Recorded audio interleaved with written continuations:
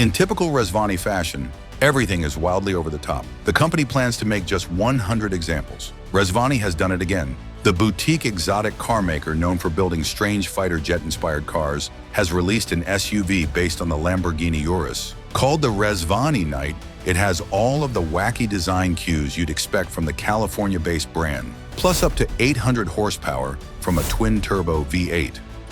The flat gunmetal gray paint and angular body panels are enough to set the car apart from the Urus it's based on. With slim exterior lighting, a light bar mounted to the roof, and a large rear spoiler. There are beefy fender flares for the 22-inch wheels and 33-inch all-terrain tires, suggesting real off-road prowess.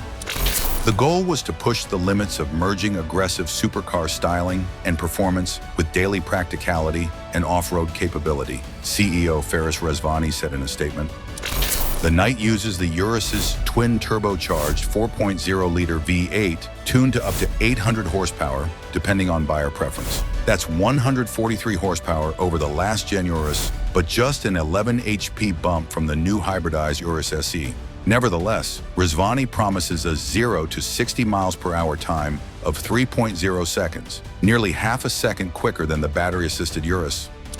The Knight's biggest party trick is the optional Dark Knight package. It's a comprehensive set of upgrades that turns the Knight from a normal performance SUV into a quasi-tank. Check the option box and you get bulletproof glass and body panels, underside explosive protection, military-spec run-flat tires, a steel ram bumper, and a reinforced suspension.